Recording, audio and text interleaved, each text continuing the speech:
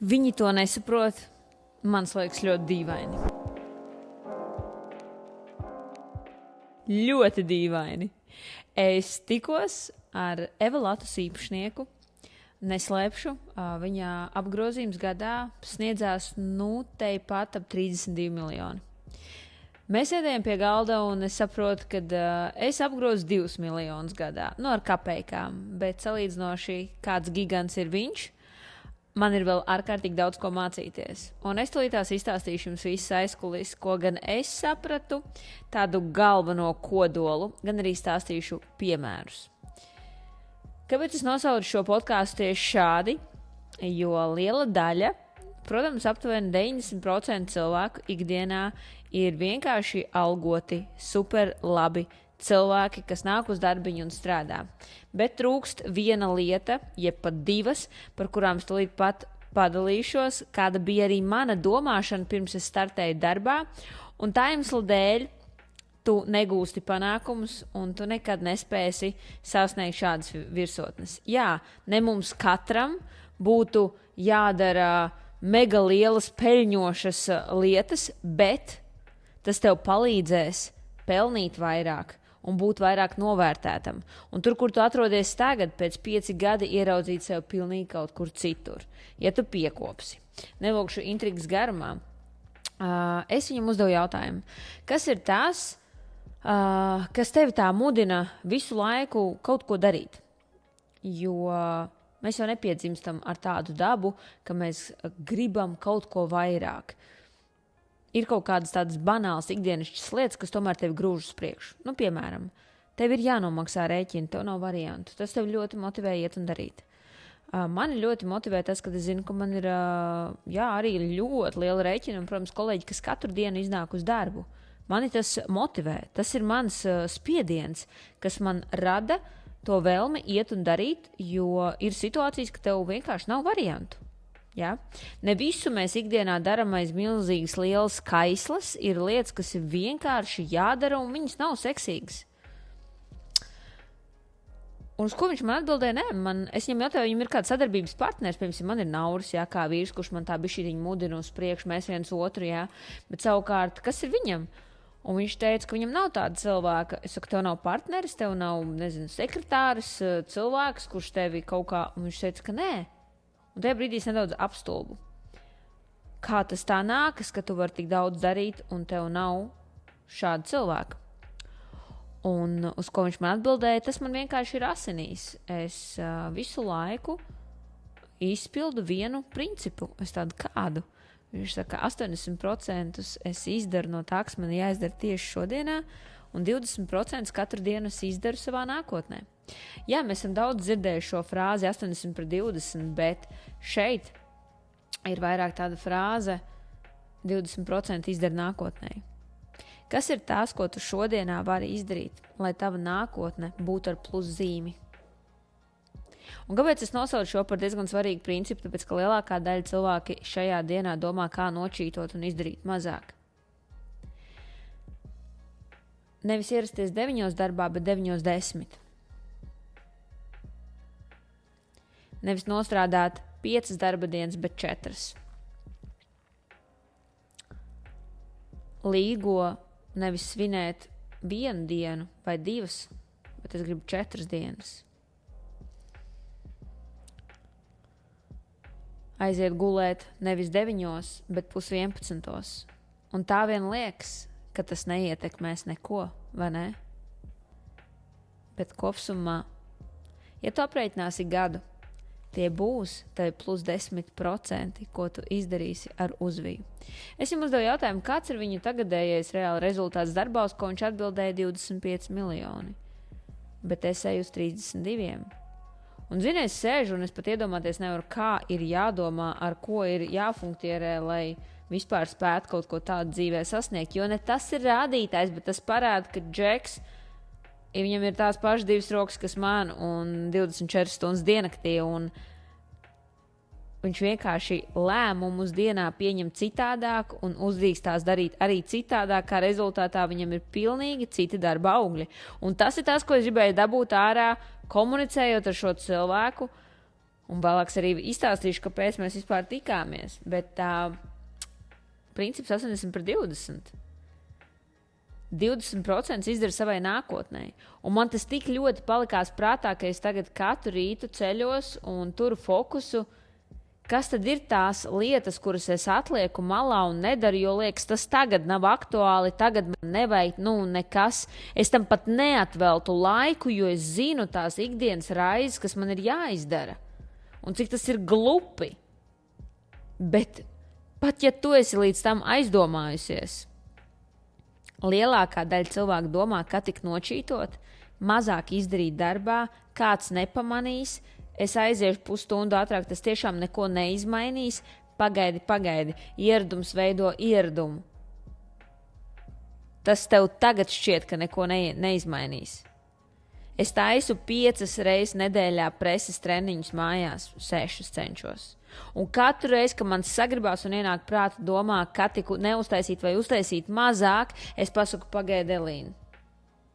Neizdarīt tu var tikai tad, kad būs sosap situācija. Tagad viņas nav. Tā kā lūdzu paņem savu paklājiņu, ej un izdari. Un lai tev veidojās ieradums, kas gada beigās man atnesīs plušos 10. Plus 10 neparādās dēļ tā, ka tu vienkārši kaut ko dari. Tas parādās tad, kad tu katru reizi izdari ne tikai savu nolikto, bet vēl vairāk. Nevis nāk no 9, bet nāc no 8:30. Nevis ieraksti video šo, ko es jums izrakstu kā tik, bet sagatavojies tam kārtīgi. Un ja vajag paliec ilgāk, bet izdari to uz maksimālo. Domādama un iesēdama nākotnē. Un tas man norizināja vairāk nekā spēja iedomāties. Zini, kāpēc mēs tad ar viņu īstenībā vispār tikāmies? Tikšanās bija pilnīgi netīšām.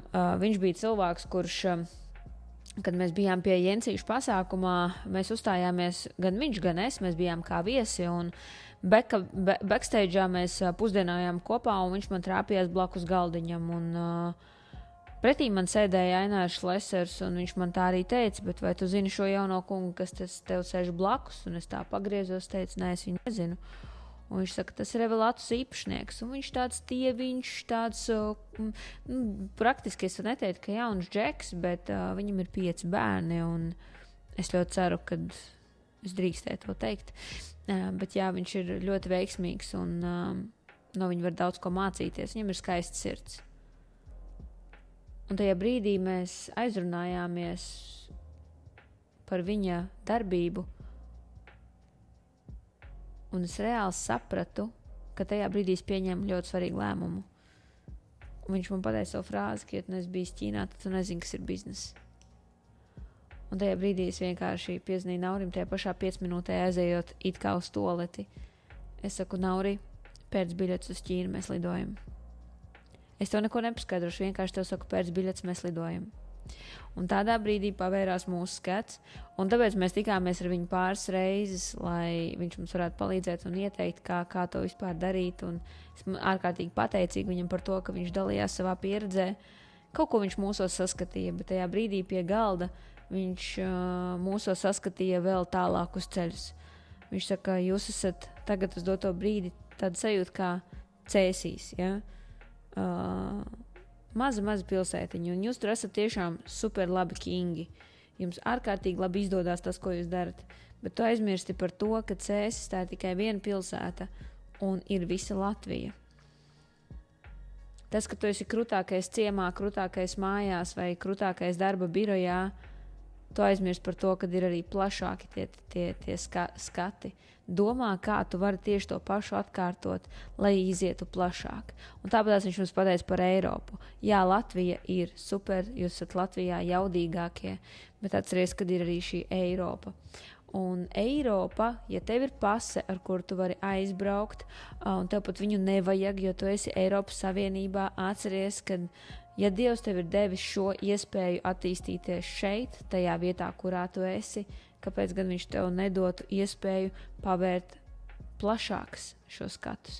Kad viņš to teica, viņš teica, hei, es jums varu palīdzēt ar šo. Protams, es nezinu, vai tas notiksies. Ne par to ir stāsts, bet viņš iesēja manā sirdī atkal ticības sēklu par to, kad manī un mums notic kāds vairāk, kā varbūt mēs paši kādam spējam reizēm noticēt. Un tie pāris momenti viņš saka, un es zinu, ka jums tas izdosies.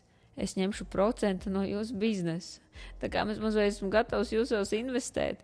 Un tajā brīdī, kad es redzēju šo cilvēku, kurš pasaka šādi par mani, par manām darba spējām, par manu disciplīnu, par visu sasniegto, man likās, wow, Dievs, ne tas ir rādītājs, ka es jūtos vērtīgāka, bet man tas bija jādzird kā kaut vai vienkārši apliecinājumi par to, ka mēs visu daram pareizi. Ar ko tu sēdi pie viena galda?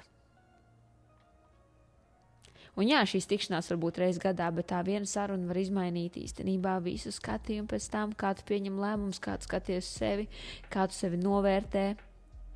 Un, zini, man tas bija tāds, wow, es tiešām esmu jaudīga. Man šādas tikšanās ir bijušas, es ar viņām lepoju, es tiešām ar viņām lepojos. Un par to, kad ir kāds, kurš spēja noticēt tev, un viņš vispār nekautrējās teikt savus ieteikumus, un es redzēju, kā nauras atplauka.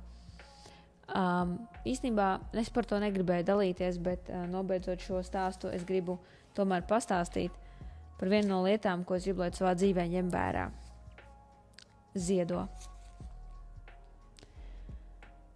Lielākā daļa cilvēku pasaulē ir nabagi, jo viņi dzīvo no algas līdz algai. Viņi negrib investēt, viņi negrib ieguldīt ne sevī, kur nu vēl citos. Bet es tev varu pateikt, ka mūsu uzņēmuma lielākā sēkla ir bijis tas, ka mēs esam ziedojuši. Un zini, jā, man nevienmēr ir bijusi iespēja ziedot no savas brīvas kabatas, jo mums ir ģimenes, un mums ir ģimene, mums ir kopīgs budžets, un naudas ir vispār tāds īstenībā interesants temats. Bet es ticu, ka es par to drīkstu teikt jums šeit, un kam tas būs jādzird, tu sadzirdēsi. Tā bija saruna, par kuru es vakar runāju ar Anniņu, un man bija ārkārtīgi patīkami, kad man ir kāds cilvēks, kur man saprot. Varbūt kāds no jums arī sapratīs, bet ja nē, vienkārši pārtrauc šo skatīties šeit un tālāk neturpini.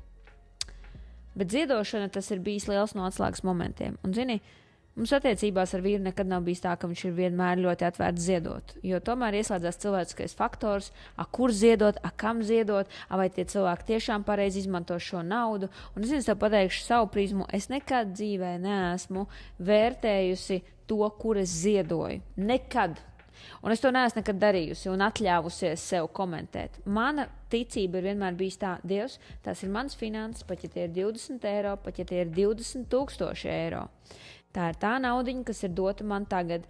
Nav nozīmes, cik daudz man viņa ir. Es, Dievs, atdodu tev, zinādama, ka es daru to, ko tu gribi, lai es daru. Atdot 10. tiesu Dievam. Un mēs bieži vien domājam, tad, kad man paliks pāri, tad es ziedošu. Tad, kad es nomaksāšu visu, tad es ziedošu. Bet es to vienmēr daru tajā brīdī, tikko man ir, es eju un es noziedoju. Un es neanalizēju, kurš ko kāpēc tam darīs ar šajām finansēm. Es izdaru to, ko Dievs ieliek manā sirdī. Un zini, es arī Naurim bieži vien saku, tu pārbaudi Dievu. Tu pārbaudi Dievu, kā viņš var rūpēties par tavām finansēm, kā viņš var tās pavairot. Un zini, es tajā dienā biju noziedojis.